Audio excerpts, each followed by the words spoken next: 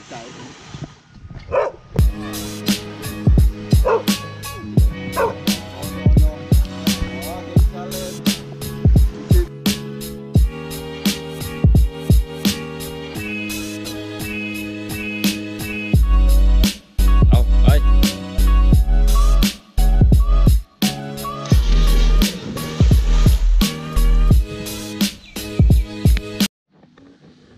ตอนนี้ออกมาจากที่พักครับก็เดินเล่นตอนนี้ขับรถเล่นแถวชโลกลำก็มาดูเหมือนเดิมกราฟฟิตี้หาดสวยงามไม่มีคนเงียบ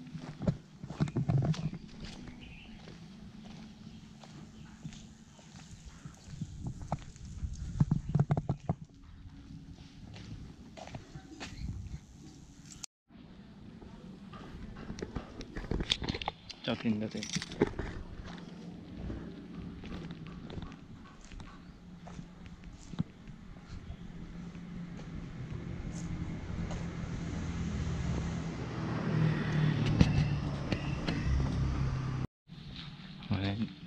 สีสวย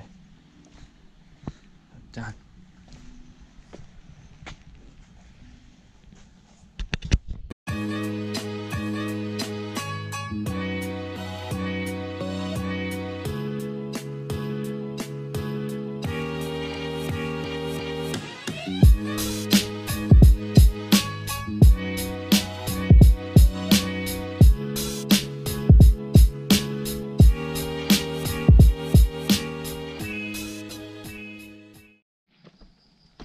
ไปบาร์360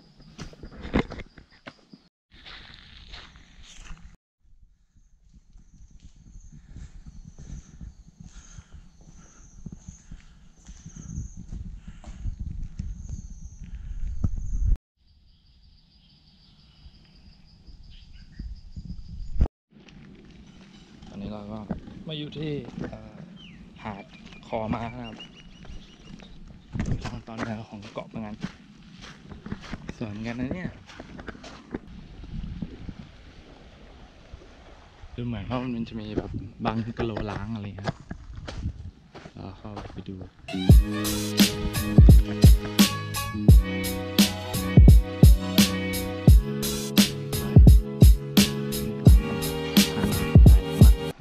คิดว่าสุดทางแล้วตรงนี้น่าจะเป็นบาร์นี่ก็เป็นบาร์เทนเดอร์ครับที่แบบคนเขา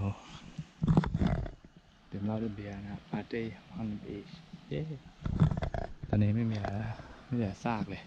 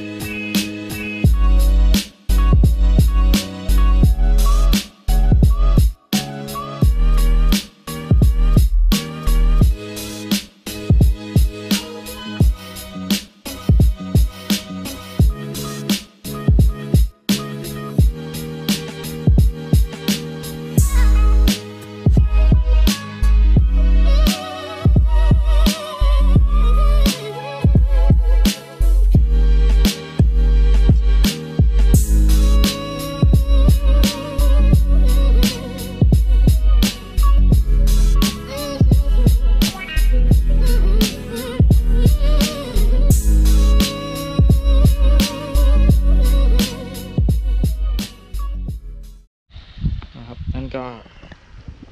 วิวสวยๆครับจากเกาะม้าของเกาะพะงันเนี่ยเดินกลับไปครับหาเพื่อนมาแล้วดำเจออะไรครับตอนนี้ขุมทรัพย์เจอขุมทรัพย์ครับอันนี้สามารถผลิตได้ขอไฟเดี๋ยวได้ระเบิดเลยทีเดียวปูจีเลยนั่นเนี่ยรู้เรื่องเลยโอ้โหควันออกจากปล่องนี่สุดยอดเลยครับเนี่ยบอกได้ยอดผ่านกันนะมาเร็วแบบนี้นะได้30 กว่าคนอ่ะเดี๋ยวตอนนี้เดินมาอีกฝั่งหนึ่งมองจากฝั่งทางเกาะม้าแล้วก็เห็นกราฟฟิตี้ นิดหน่อยก็เลยเดินมาดู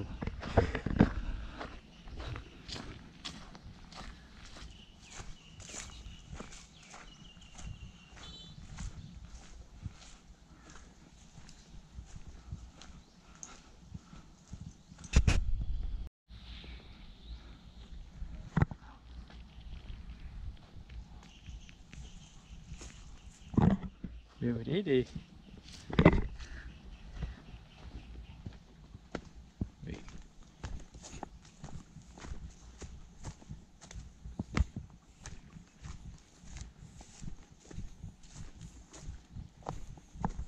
เมื่อกี้เราอยู่ที่เกาะม้า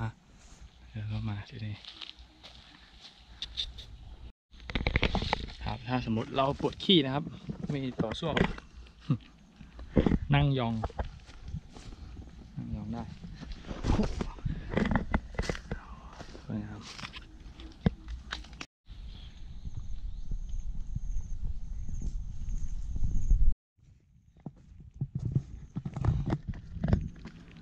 เป็นหนึ่งงานครับกับเจ้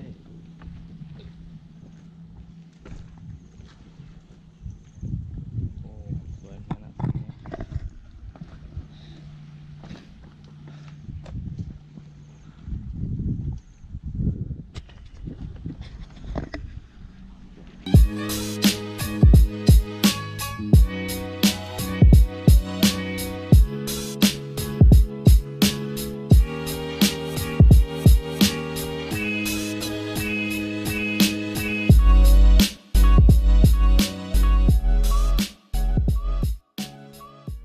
ับผมพี่น้องครับตอนนี้ก็กลับมาแล้วครับที่ห้องแล้วเราก็จะไปเล่นน้ำที่สระกันสักพักหนึ่งแล้วเดี๋ยวเราค่อยไป Party on the beach หรือเปล่าไม่รู้ไหนบอกมีงานเต้นรำที่หาดหวังว่าฝนคงจะไม่ตก โอเค Go underwater 1 2 3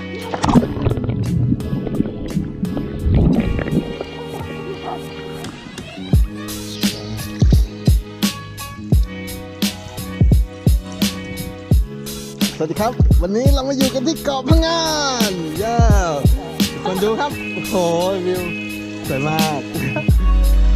จบก่อนอย่าถ่ายเยอะพูดไม่ออก We go into a drum circle. Yeah, I see. I tell you. Today we're going to go. We go. Okay. okay Oh. it's very close Right, today. why you have to do that voice Today we're going to a drum circle at Pirate Beach. Apparently it's full of pirates and people take lots of things that don't belong to them. They're jolly scurvy and a bit rude. And then we're going to go dance to these drums and get all that's about it really. They're dancing baby dancing baby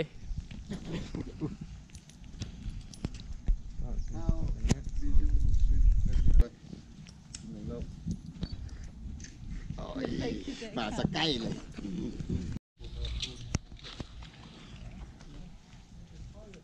ready No no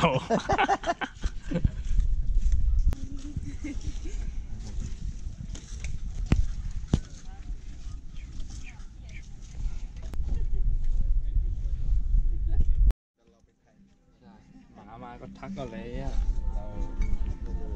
เอาน้ำเอาเบียร์ไหม เอาเดี๋ยวคุณผมต้องตอนนี้ผมก็มาถึงแล้วครับหาด Pirate Beach ก็ฮิปปี้ครับเขามาดูพระอาทิตย์ตกกันก็ฮิปปี้เลยผู้หญิงผู้ชายแก้ผ้าเล่นลงน้ำถ้ามีโอกาสก็มาดูครับเป็นบุญตาสักครั้งก็ถ่ายไม่ได้นะครับมันต้องไม่ผ่านตัวนะครับอันนี้เดี๋ยวเอาแก้ผ้าลงใช่ไหม You swim naked later yeah Yeah, we're all gonna swim naked later, especially York. He's gonna get his thing out. He's gonna be flashing it round and round. Cheeky.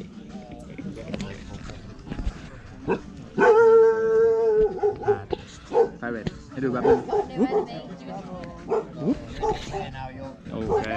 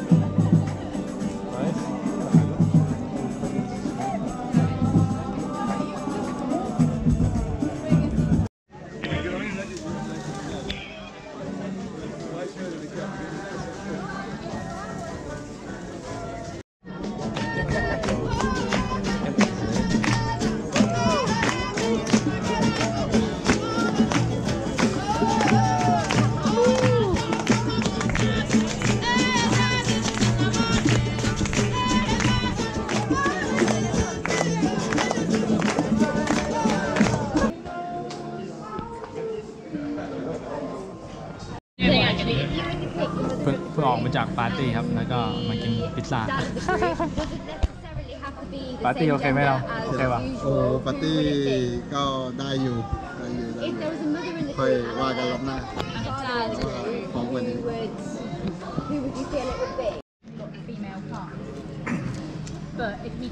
ดินดินดินดินดินดินเบบี้ว้าว